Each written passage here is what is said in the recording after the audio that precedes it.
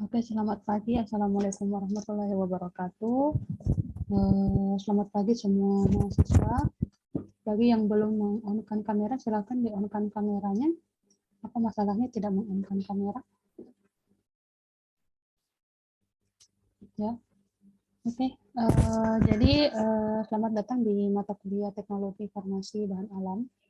Ya, jadi mata kuliah ini diampu oleh dua dosen, saya dengan Ibu Krisna. Namun untuk pertemuan pertama hingga UTS nanti saya akan handle, dan pertemuan berikutnya sampai UAS dihandle oleh Ibu Krisna.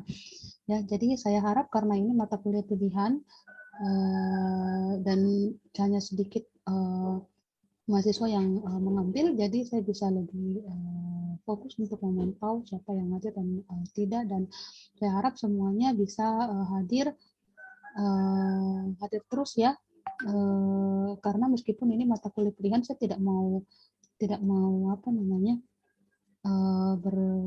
mengasihani kalian ya kalau tidak ikut aturan akademik, tidak ini ya, tetap mata kuliah pilihan. Nanti saya akan kasih nilainya tidak sesuai juga ya dengan apa yang kalian harapkan jika kalian tidak mengikuti mata kuliah yang dengan baik gitu. Jadi kita kasih sama aturannya, mau mata kuliah pilihan mau mata kuliah wajib ya, aturan tetap aturan gitu ya. Jadi kalau misalnya hasilnya jelek ya terpaksa mata kuliah ini harus kalian ambil sampai kalian lulus sih gitu ya.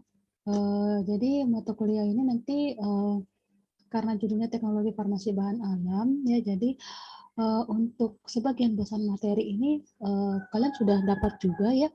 Nanti karena kalian sudah dapat semua, nanti tinggal pengaplikasiannya saja sebenarnya ya, bagaimana pengaplikasian bahan-bahan alam ini untuk dibuat sedan-sedan farmasi seperti itu ya. Jadi nanti saya harap di pertemuan saya, karena kan sudah pekan lalu sebenarnya sudah terhitung satu kali pertemuannya, jadi ini sisa 6 kali pertemuan. Nanti saya 3 kali pertemuan kasihkan 4 kali materi, dan 2 kali pertemuan itu adalah presentasi tugas ya. Jadi nanti saya akan berikan tugas untuk memformulasi bahan alam yang akan saya berikan ya, untuk kalian bikin formulasi dalam bentuk sediaan farmasi dan nanti akan dipresentasikan seperti itu. Bentar ya, bentar.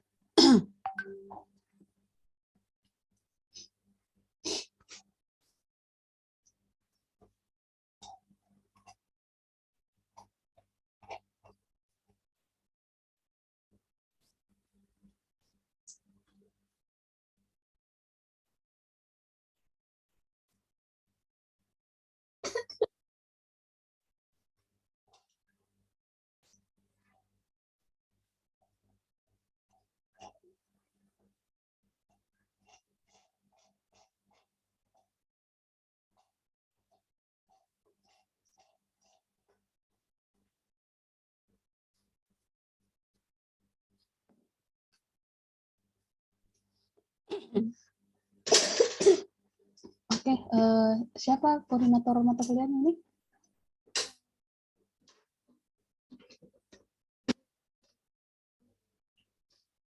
Koordinatornya siapa ya? Halo? Sih. Maya ya? Maya? Apa sih namanya ini di WA, namanya Maya? Halo? Bisa bicara? Mana namanya yang namanya di WA Maya? Oh, ada orangnya. Apa sih?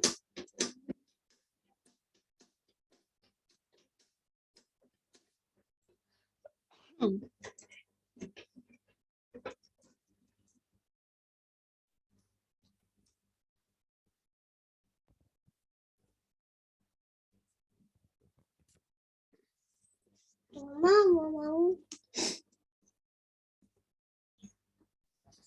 Nyaut dulu nih, gimana namanya Maya? Tidak ada ya? Pak, izin Ibu tadi Mau hewan-hewan. Mana? Bicara kenapa? Hewan-hewan. Hewan. Izin Ibu, kayaknya dari tadi ada Ibu, tapi mungkin dia lagi terkeluar Ibu karena jaringan mungkin. Oke. Siapa yang sementara kuliah sedang menggunakan laptop? Rizky kok pakai laptop kah? Izin Ibu, pakai HP Ibu.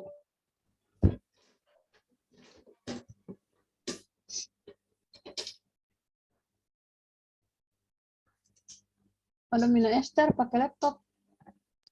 Izin Ibu pakai HP. Marcelin Korwa.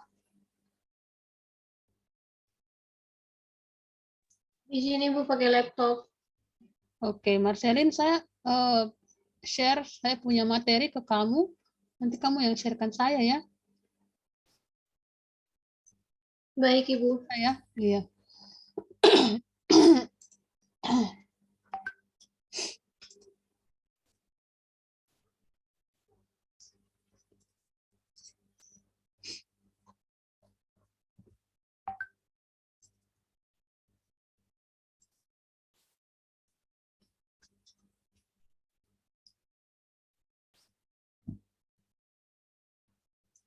Saya ada kirim di grup.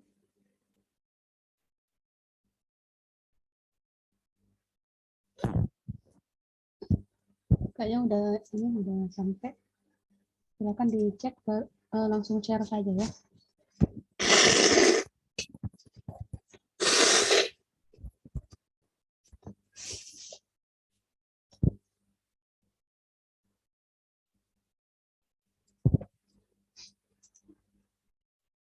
Kenapa pada kasih mati lagi kameranya? Tadi saya sudah suruh kasih on. Kalian ini sedikit saja. Saya bisa lihat semua.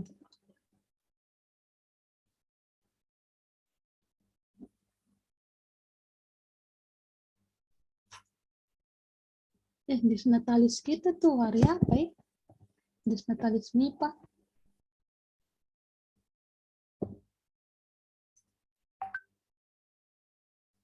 Rizky, Disnatalis MIPA tuh hari apa? Tanggal berapa? Yang acara puncak. Kurang tahu juga Ibu. Tapi informasi yang saya dengar katanya hari ini mau pertemuan kah? Oh, iya. Dibahas kah? Kalau jadi Ibu. Saya masih sakit jadi belum. Tadi ada apel pagi di fakultas, cuma masih sakit, belum swab lagi. Bisa kemana-mana dulu.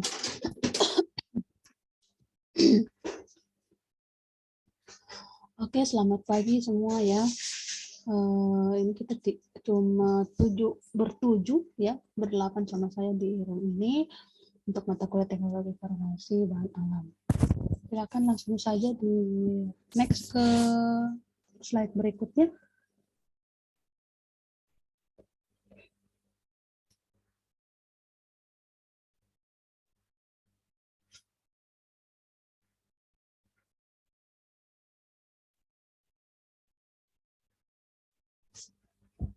Di next.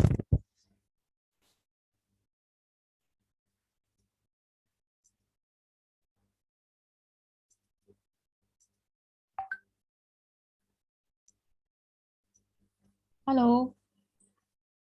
Nggak bisa ya? Marcelin Korwa. Di next di slide berikutnya deh.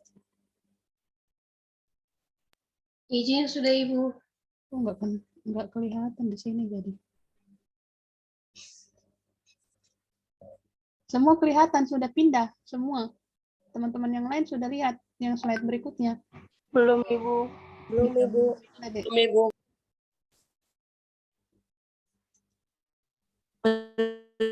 Belum Ibu.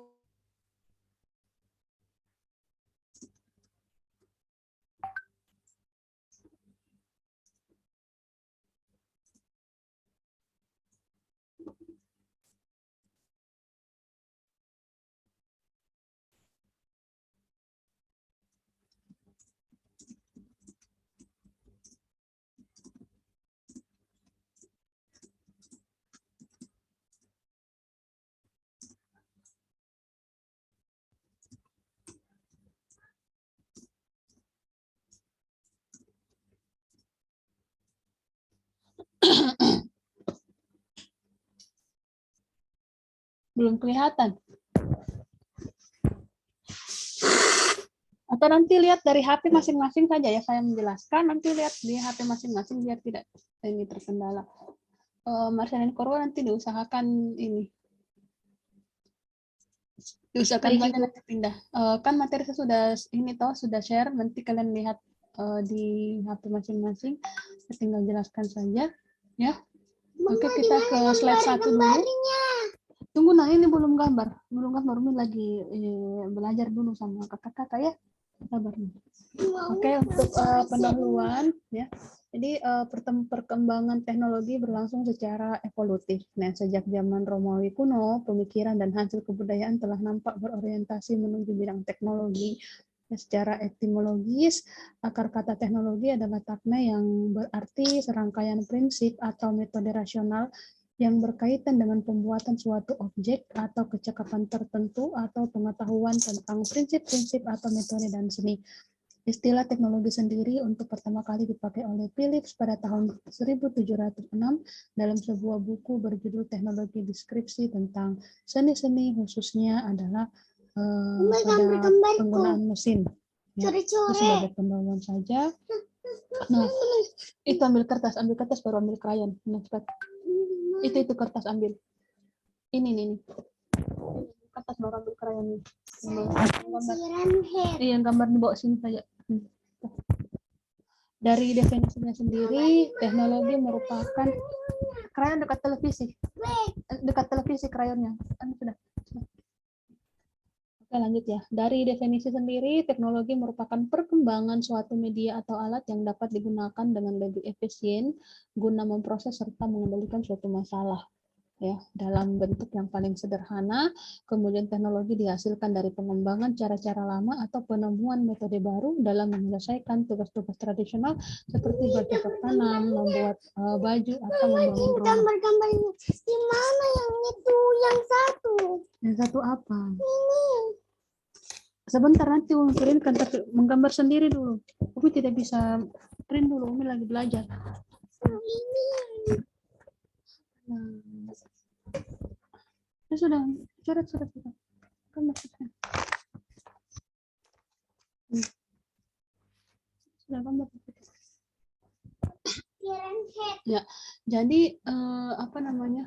Jadi dalam paragraf ini sebenarnya kita diberikan ya pengertian terkait dengan teknologi. Jadi seperti mungkin yang kalian sudah ketahui juga bahwa teknologi hadir untuk menyelesaikan masalah-masalah klasik atau masalah-masalah tradisional yang ada sehingga menjadi lebih efektif dan efisien gitu ya. Demikian juga dengan apa namanya? Dengan bahan alam atau kemudian nanti akan dikembangkan menjadi obat tradisional atau obat ya. Nah, pada awalnya obat hanya digunakan untuk menyembuhkan seseorang yang sakit dan untuk meredam rasa sakit dari apa yang diderita oleh orang. Namun dewasa ini bukan hanya orang sakit yang membutuhkan obat ya. Orang yang dapat dibilang sehat pun membutuhkan obat untuk memperindah atau mempercantik tubuhnya. Nah, menurut penelitian masa kini, obat-obat tradisional memang bermanfaat bagi kesehatan dan kini dikencarkan penggunaannya karena lebih mudah dijangkau oleh masyarakat, baik harga maupun ketersediaannya. Dan obat tradisional pada saat ini banyak digunakan karena menurut beberapa penelitian tidak terlalu menyebabkan efek samping karena masih bisa dicerna oleh tubuh. Jadi teknologi, sebenarnya untuk teknologi farmasi bahan alam ini nanti kemudian kita akan bahas ya. Jadi bahan alam yang ada tersedia di masyarakat itu efektifnya nanti atau efisiennya nanti itu kita buat dia dalam bentuk sediaan apa sehingga dalam penggunaannya di masyarakat itu kemudian menjadi lebih apa namanya bernilai ekonomi lebih tinggi, kemudian apalagi mudah kemudian untuk digunakan sehingga masyarakat akan lebih merasakan manfaat dari pengobatan secara tradisional atau dari bahan alam tersebut ya. Nah, dalam paragraf ini juga kemudian kita dipaparkan bahwa bukan hanya orang sakit saja yang membutuhkan obat, tetapi orang sehat pun juga membutuhkan obat ya, bukan hanya kemudian dalam hal memperindah atau mempercantik tubuh, tetapi juga dalam hal menjaga kesehatan ya, misalnya dalam penggunaan atau pemanfaatan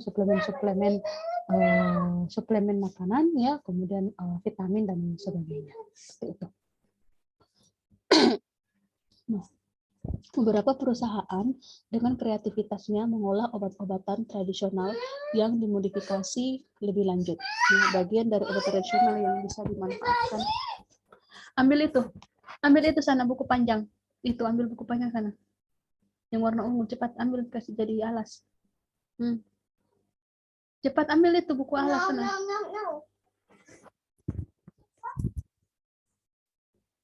Kita lanjut ya. Nah, bagian dari obat tradisional yang bisa dimanfaatkan itu adalah akar, ya, rimpang, batang, buah, daun, dan bunga. Pokoknya semua organ tanaman itu kemudian bisa dimanfaatkan dan bisa diolah ya menjadi obat tradisional dan kemudian dibuat dalam bentuk teknologi yang maju ya sehingga untuk obat-obat tradisional kemudian bisa diperjualbelikan ya di pasaran dalam berbagai bentuk sediaan kefarmasian seperti kapsul, kemudian dalam bentuk serbuk, cair, simplisia dan tablet ya. Nah, industri obat bahan alam atau herbal terus tumbuh seiring kepercayaan masyarakat dunia terhadap manfaat obat yang berbahan baku dari alam dan semangat untuk back to nature atau kembali ke alam. Oleh karena itu, pembinaan harus cermat dan tepat agar industri obat bahan alam bisa tumbuh secara maksimal. Ya, jadi kecenderungan masyarakat global, ya khususnya mungkin di Indonesia untuk back to nature, kembali ke alam itu sangat tinggi, ya sehingga para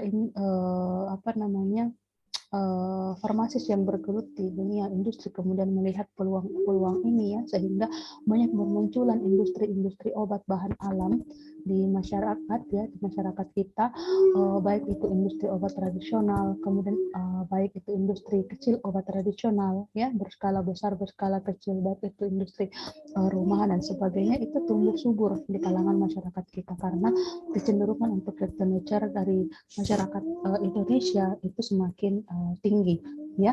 Nah, kenapa itu muncul? Karena pengetahuan masyarakat terkait dengan efek samping yang ditimbulkan oleh obat-obat sintetik ya. Obat-obat sintetik itu juga sudah mulai mulai berkembang ya, mereka sudah mulai tahu seperti itu bahwa untuk pengobatan bahan alam ini mempunyai efek samping yang minimal ya. Mempunyai efek samping yang minimal dan tidak terlalu berarti ya jika kemudian juga digunakan dalam dosis atau takaran yang tepat ya, seperti itu. Kalau obat senyawa sintetik kan itu kita takutkan itu adalah efek samping jangka panjang. Semua rata-rata seperti itu ya efek samping jangka panjangnya. Bahkan di masyarakat kemarin saya ngobrol-ngobrol dengan Bapak Ketua RT bahwa kalau kita minum obat kimia seperti itu solusi penyakit yang satunya sembuh tetapi menimbulkan solusi yang lain lagi ya. Nah, itulah efek samping atau kekurangan tersendiri dari obat-obat sintetik kimiawi ya. Obat sintetik kimiawi karena ya namanya juga senyawa kimia pasti punya efek samping yang kemudian tidak kita minta-minta gitu kan, apalagi penggunaannya dalam jangka waktu yang lama biasanya untuk penyakit-penyakit yang degeneratif ya. Maka kita lebih prefer atau lebih memilih untuk menggunakan obat bahan alam dibandingkan dengan obat senyawa sintetik. Nah, gitu. Nah, teknologi farmasi bahan alam akan mempelajari teknologi-teknologi yang digunakan dalam pemrosesan bahan baku obat menjadi obat bahan alam. Bahan baku obat yang dimaksud di sini adalah simplisia nabati, simplisia hewani, bahan-bahan mineral, sediaan galenika atau sayur-sayuran, ataupun campuran bahan-bahan tersebut. Untuk diketahui, yang dimaksud dengan obat bahan alam Indonesia adalah obat bahan alam yang diproduksi di Indonesia. Ya. Ini nanti untuk presentasi itunya nanti kita fokus ke bahan obat alam yang secara turun-temurun sudah digunakan di Indonesia. Nanti khusus kita akan mengfokus kepada penggunaan bahan obat alam yang ada di Papua ya, karena kita di Papua punya keanekaragaman hayati yang tergolong unik dibandingkan dengan daerah-daerah yang lain seperti itu, dan penggunaannya juga di masyarakat itu sangat orisinil ya, sehingga nanti kita akan gali lebih dalam ke arah situ dan bagaimana kemudian solusi yang kemudian kita tawarkan dengan berbasis teknologi kefarmasian ya, supaya pengobatan pengobatan dengan basic bahan alam itu kemudian bisa efektif dan efisien untuk digunakan. Ya, sebagaimana juga yang telah kalian pelajari di mata kuliah terkait dengan bahan alam, bahwa bahan baku obat alam itu ya tidak jauh-jauh dari apa yang sudah kita pelajari terkait dengan simplisia, ya, baik itu simplisia nabati, simplisia hewani maupun simplisia mineral dan bahkan sedia galenika. Ya. Nah, oleh karena itu dalam hal ya menjadikan bahan baku obat bahan alam itu, bentar ya, banyak sekali gangguan.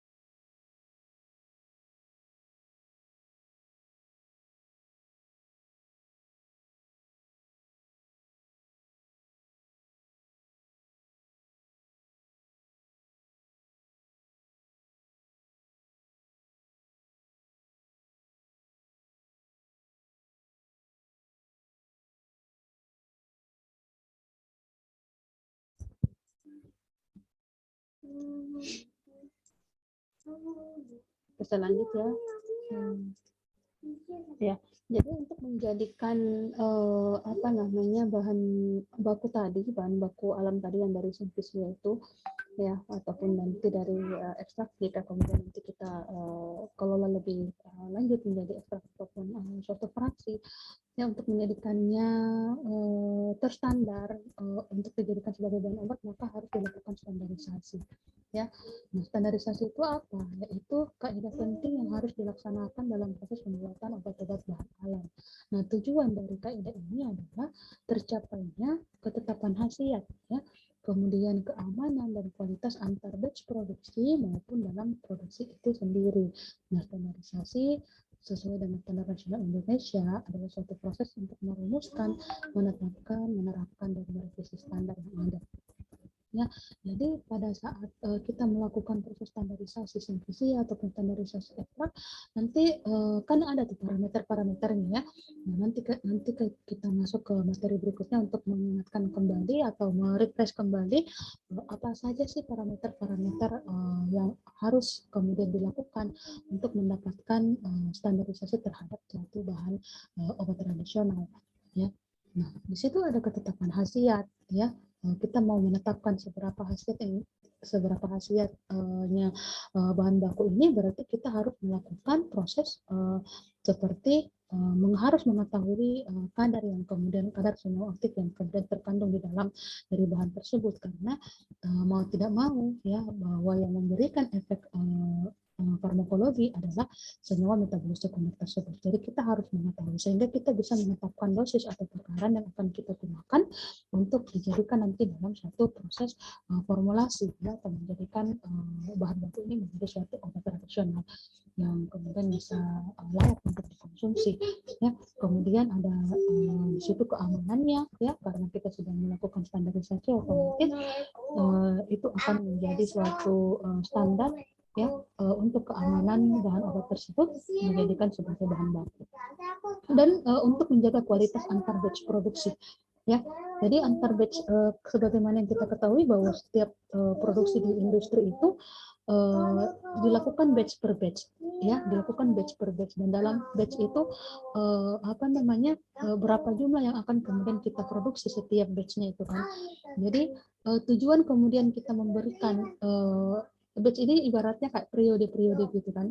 Jadi satu periode itu kita produksi misalnya 1000 botol jamu misalnya ya, 1000 botol jamu, periode berikutnya kita produksi lagi 1000 botol jamu ya. Jadi untuk untuk menjaga kualitas produksi, kualitas bahan baku dan nanti kualitas sediaan antara batch dalam satu produksi dengan produksi yang lainnya, maka standarisasi yang dilakukan terhadap bahan baku itu harus sama, ya, validasinya, validasi metode, kemudian jadi harus ada SOP kan yang dalam situ gitu. Itu gunanya juga SOP dan validasi yang akan kita lakukan untuk proses standarisasi dalam setiap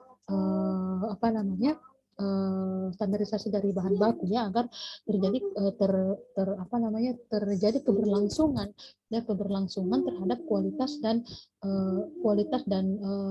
keamanan dan kebermanfaatan, ya, dari produk sediaan bahan alam yang kita produksi dari batch ke batch gitu. Artinya tidak ada perubahan di situ, ya.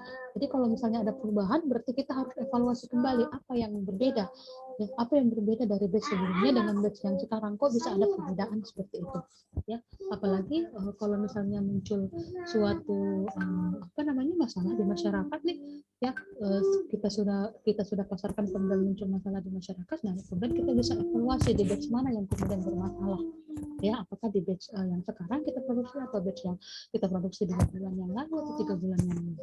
Nah, semua kita bisa kontrol di situ, ya, seperti itu.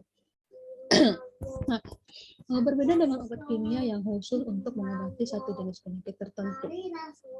Tanaman obat memiliki khasiat yang beragam, misalnya temulawak dapat digunakan untuk meningkatkan nafsu makan, ya, meningkatkan fungsi kerja hati, mengurangi peradangan, menghambat perkembangan virus, antisembelit, penambah nafsu makan, tonikum, dan mengurangi asam lambung.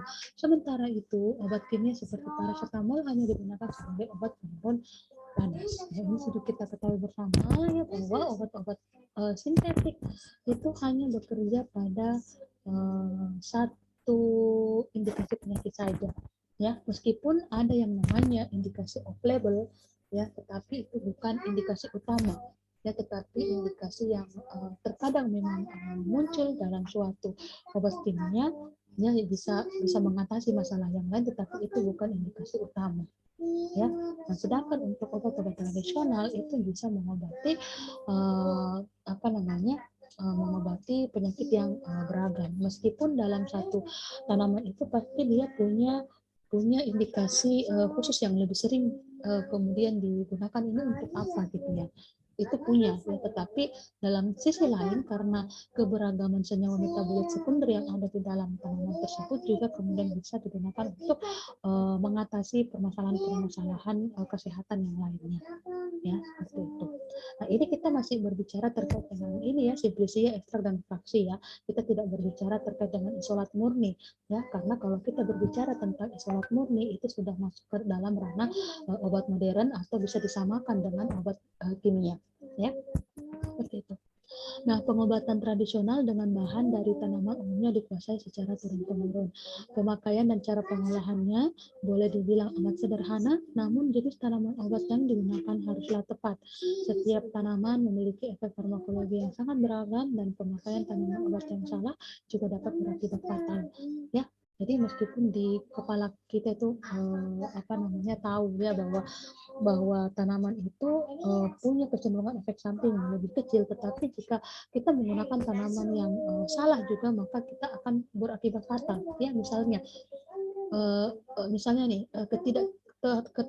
ketidaktahuan kita, misalnya kita lagi mengalami yang namanya hipotensi atau tekanan darah kita turun gitu. Nah, kemudian kita konsumsi timun misalnya, kemudian kita konsumsi seledri dibuat jus dan sebagainya. Nah, itu kan malah akan berakibat fatal kan? Artinya tekanan darah kita malah akan turun gitu. Padahal kita di stigma kita tuh mengatakan bahwa nggak apa-apa bahan alam itu ini. Tapi ternyata yang terjadi adalah justru tekanan darah kita itu makin turun gitu, ya, seperti itu. Jadi hal-hal seperti itu, pengetahuan seperti itu kita harus pahami, sehingga jika ada yang kejadian di masyarakat ataupun di keluarga kita sendiri seperti itu, kita bisa memberikan nasihat atau apa ya, jangan konsumsi ini dulu, jangan konsumsi ini dulu karena masalah apa namanya, misalnya ada masalah penyakit lain yang kemudian dia bisa dikatakan kontraindikasi, ya kontraindikasi dengan penyakitnya seperti itu. Ya, jadi harus juga dipahami pengetahuan istilahnya basic pengetahuan indikasi obat bahan alam saja ya, sehingga tidak digunakan secara sembarangan karena ya tetap juga akan memiliki efek yang fatal jika penggunaannya itu salah. Nah, selain ketidaktepatan jenis tanaman yang digunakan, tidak dapat dipungkiri bahwa sebagian pemakai tanaman herbal kurang mengindahkan hal-hal yang bersifat higienis ya. Padahal alat, bahan, dan pelaku sebaiknya harus bersih untuk menghindarkan hal-hal yang tidak dikehendaki karena pemakaian obat herbal. Ada beberapa hal yang harus diperhatikan, yaitu diantaranya bahan tanamannya, ya, kemudian pengolahan ramuan, cara pemakaian, dan tindakan medis lainnya. Nah, ini untuk pengolahan bahan alam di skala rumahan ya, mungkin tidak kemudian terlalu mengindahkan atau konsen terhadap hal-hal yang sifatnya higienis atau tingkat kebersihan ya, karena misalnya mungkin di rumah aja atau apa seperti itu, jadi tidak terlalu memikirkan hal tersebut. Padahal dalam pengolahan obat-obatan tradisional juga kita harus memperhatikan kehigienisan ya, jangan sampai kemudian kita membuat racikan ramuan di rumah sendiri tetapi ternyata mungkin ada terinfeksi, bukan terkontaminasi dengan kotoran-kotoran, jadi ada bakteri atau jamur dan sebagainya, kita tidak terlalu perhatikan, baik itu dari alat-alat yang digunakan untuk mengolah maupun dari bahan baku itu sendiri. Nah, obat herbal adalah obat yang berasal dari tumbuhan yang diproses atau diekstrak sedemikian rupa sehingga menjadi serbuk, pil atau cairan yang dalam prosesnya tidak menggunakan zat kimia. Ya, mungkin yang dimaksud dalam tidak menggunakan zat kimia di sini adalah tidak dicampur dengan bahan kimia obat. Ya, jadi untuk obat herbal itu sediaan jamu, obat herbal terstandar dan fitokimia sangat tidak boleh kemudian untuk dicampur dengan bahan kimia obat karena itu adalah standar atau persyaratan utama ya, jika sediaan obat tradisional yang kita buat itu mendapatkan izin edar, itu tidak boleh mengandung bahan kimia obat ya, atau bahan-bahan beracun yang lainnya. Nah, misalnya jamu, obat tolak angin cair. Ya, ini untuk ini contohnya ya. Nah, seperti kita ketahui obat herbal dapat menyembuhkan penyakit dengan efek samping yang minim karena dibuat dari bahan-bahan yang alami dan tidak seperti obat-obat sintetik yang dapat memberikan efek samping baik secara langsung maupun setelah dalam waktu yang lama.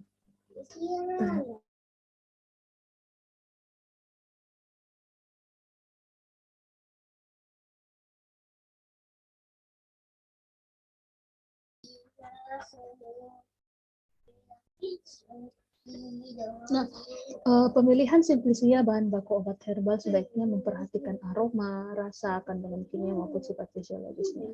Nah, ketepatan pemilihan bahan baku obat herbal tidak hanya pada jenis tanaman saja, tetapi juga bagian tanaman yang digunakan.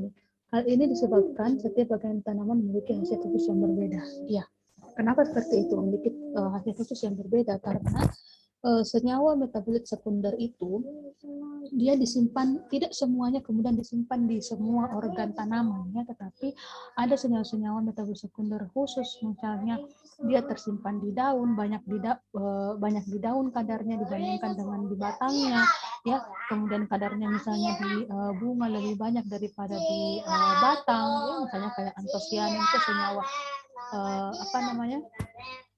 senyawa antosianin yang merupakan senyawa polifenol ya, yang memberikan warna-warni pada bunga, pada buah, itu kan lebih banyak intensitas kadarnya di bunga dan buah seperti yang berwarna seperti itu, tapi tidak banyak pada daun atau pada akar atau pada batang. Nah, inilah yang kemudian memberikan perbedaan khasiat ya terhadap pada bagian-bagian tanaman yang akan digunakan. Jadi kita harus yakin betul bahwa yang akan kita olah itu adalah bagian misalnya bagian daunnya, karena bagian daunnya itu kemudian banyak kandungan alkaloidnya kah, atau bagian taninnya kah, sehingga bisa mengobati misalnya penyakit diare dan sebagainya. Jadi kita harus memperhatikan hal-hal tersebut ya.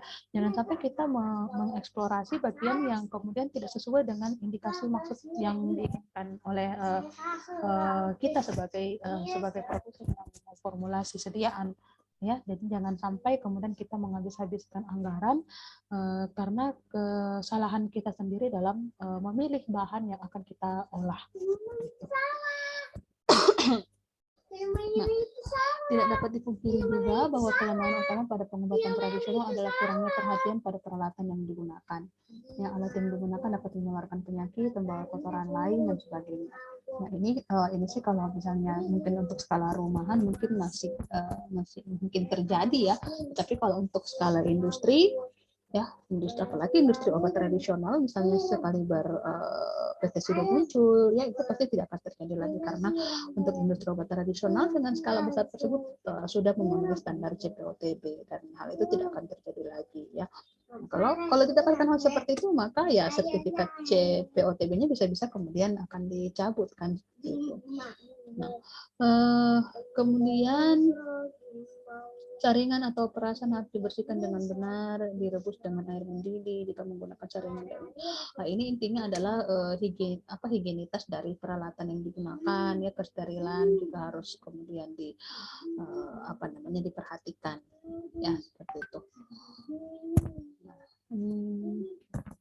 Oke, dalam pembuatan atau peracikannya.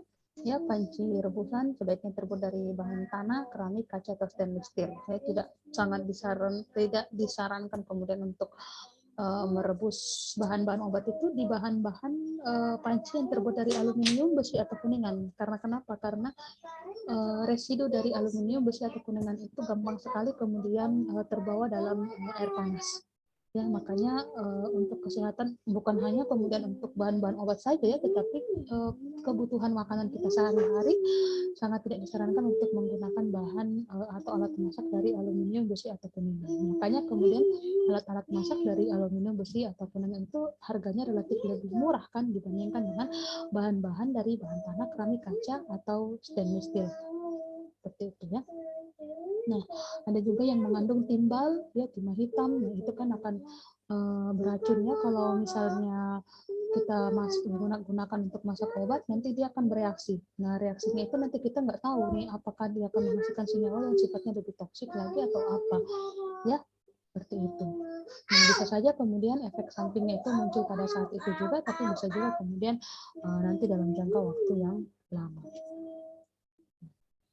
Pengolahan herbal atau obat herbal menurut US Food dan Drug Administrasi, Pusat Keamanan Makanan dan Gizi Terapan. Suplemen makanan dari sumber tanaman kadang-kadang disebut sebagai fitofarmaka. Ya, mereka diproduksi dari tanaman segar, tanaman kering atau diawetkan sebagai tanaman. Saya mau tanya dulu sih, Sarah Diana bisa on-kan kamera? Sarah Diana?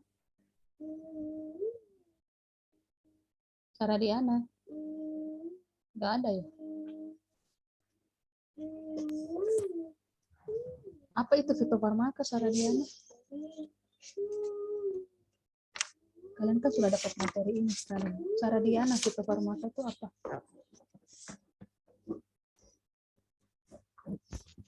Tumbuhan alam, Ibu.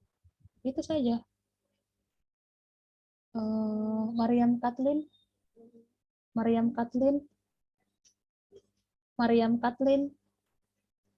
Iya, Ibu. Ya,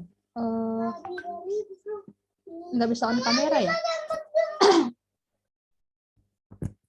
Coba dong di on kan kameranya. Baik, Ibu.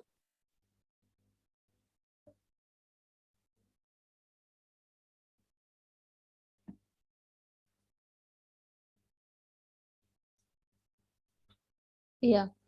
Mariam Kathleen, bedanya fitofarmaka sama obat herbal terstandar apa?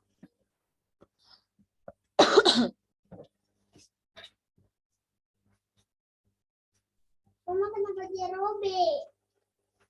Secara jawaban ya, berarti nggak tahu. Rifki ada? Ya, siap Ibu. Jadi perbedaannya dengan OHT, obat herbal terstandar, dan fitofarmaka itu dari tingkatannya, Ibu. Jadi kalau setelah lolos uji praklinik, dia disebut OHT. Kemudian tingkat selanjutnya itu dari OHT menjadi fitofarmaka, di mana keamanan dan khasiat obat bahan alam tersebut selain sudah lolos uji praklinik, sudah lolos uji klinisnya juga, Ibu, dengan bahan baku dan produksi yang terstandarisasi, Bu. Karsena. Karsena. Karsena.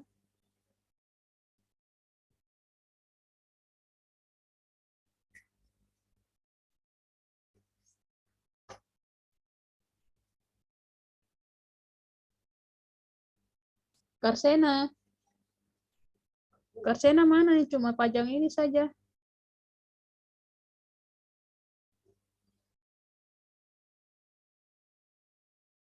Pajang nama saja situ baru tidak ikut. Hadir Ibu.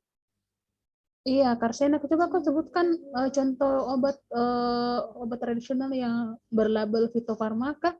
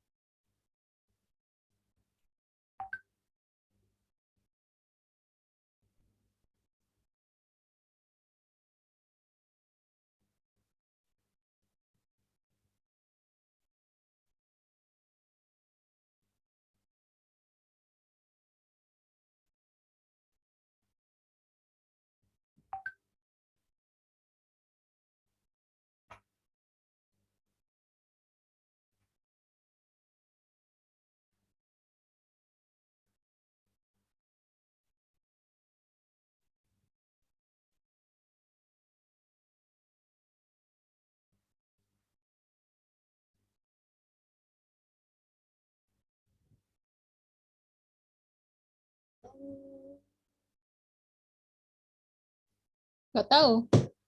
Contoh fitofarmaka. Adomina ester. Apa sediaan contoh fitofarmaka?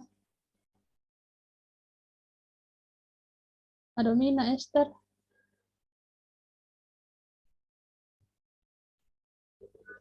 Hadir Ibu. Iya, apa contohnya? Sediaan fitofarmaka yang sudah beredar. Apa contohnya, mereknya? Saya tidak tanya kamu nama tanamannya, tapi kalau kamu tahu nama tanamannya ya boleh. Apa? Nggak tahu ya? Kita suruh balik lagi ambil mata kuliah farmakognosi kah? Atau obat tradisional? Masa itu nggak tahu?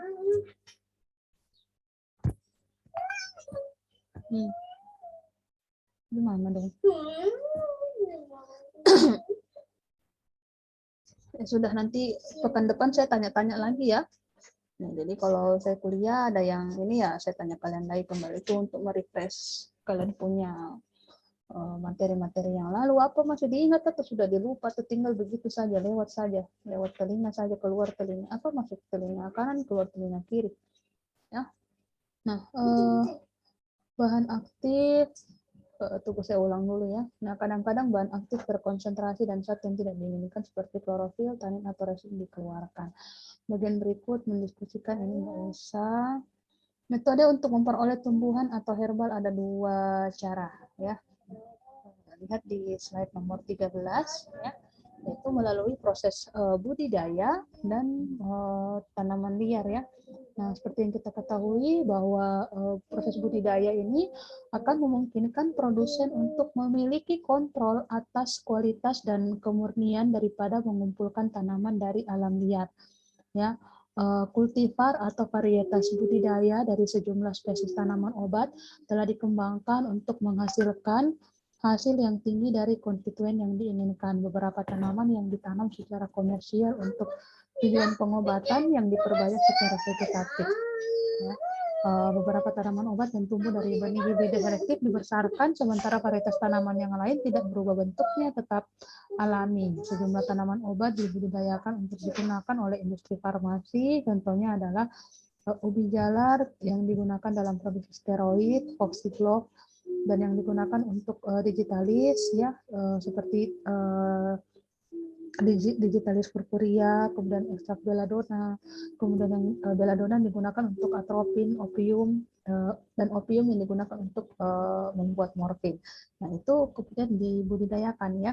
Jadi memang untuk tanaman budidaya itu kemudian memiliki keunggulan lah dibandingkan dengan tanaman liar ya, karena kita bisa mengontrol kualitas dan kemurnian dari senyawanya nanti yang akan kita gunakan ya. Tentunya untuk skala-skala industri besar pasti akan kayak sudah muncul kan punya kebun sendiri kan, punya kebun sendiri, mereka budidayakan sendiri dan dengan budidaya itulah maka dari batch ke batch juga bisa kemudian mempertahankan kualitas dari bahan bakunya. Nah, itu kok salah satu keunggulan ya dari tanaman yang kemudian dibudidayakan dibandingkan dengan yang kita ambil secara liar ya, karena kalau secara liar ya bisa saja kemudian berbeda kan dari tempat yang satu ke tempat yang lain dan belum tentu juga jumlahnya itu kemudian sesuai dengan yang kita butuhkan. Nah, berikut adalah daftar utama tanaman obat yang diusahakan secara komersial dan banyak digunakan dalam suplemen makanan, yaitu Aconites, Aloe, Datura, Lemon, rumput Senna, Anis, dan lain sebagainya. Sejumlah negara secara komersial juga mengolah dan mengekspor sejumlah besar tanaman obat ya, misalnya negara-negara seperti China, India, Thailand, Korea Selatan, Brasil, Meksiko, Mesir, Indonesia, dan negara-negara Eropa Timur memberikan tanaman obat juga, tetapi sebagian besar untuk konsumsi mereka sendiri ya. Kalau negara-negara yang tidak kemudian terlalu ini dalam hal budidaya, mereka ya mengimpor saja gitu kan. Adapun tanaman budidaya, produsen tanaman obat harus memberikan suhu tanaman dengan kelembapan yang cukup dan nutrisi, serta harus mengendalikan hama dan penyakit.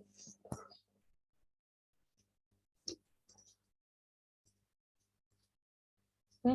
Nah, sedangkan untuk tanaman liar ya, hutan tropis merupakan sejumlah dari sumber dari sejumlah tanaman yang digunakan untuk tujuan pengobatan.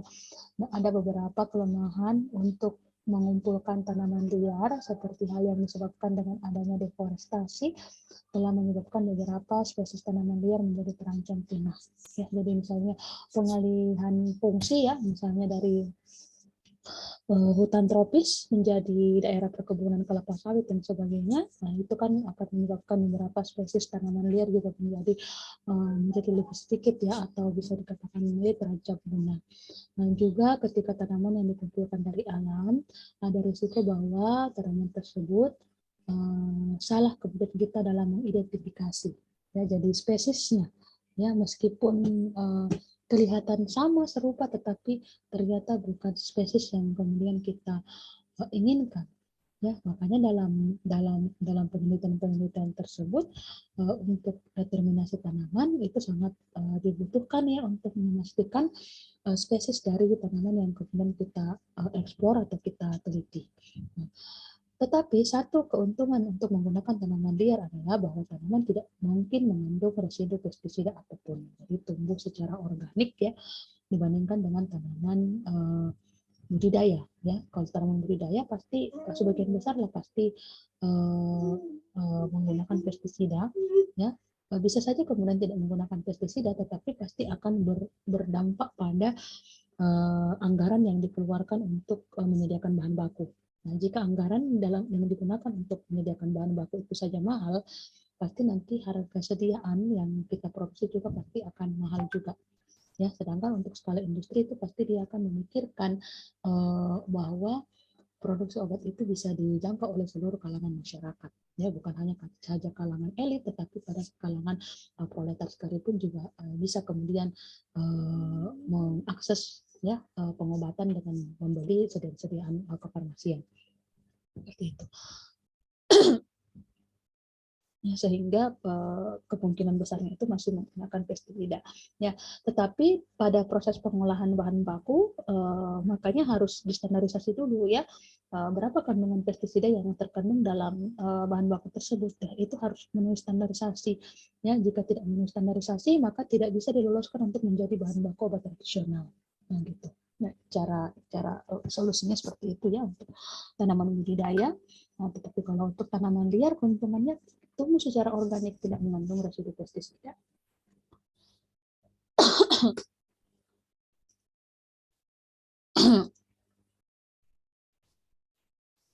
Oke, kayaknya sudah selesai. Kita sampai di penghujung slide. Untuk mata kuliah untuk materi hari ini kita cukupkan dulu sampai di sini. Saya mau absen dulu.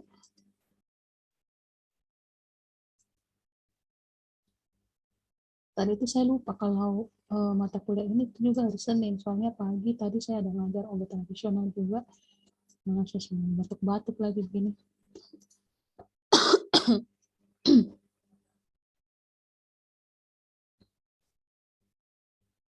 Kok ini sih? Bentar.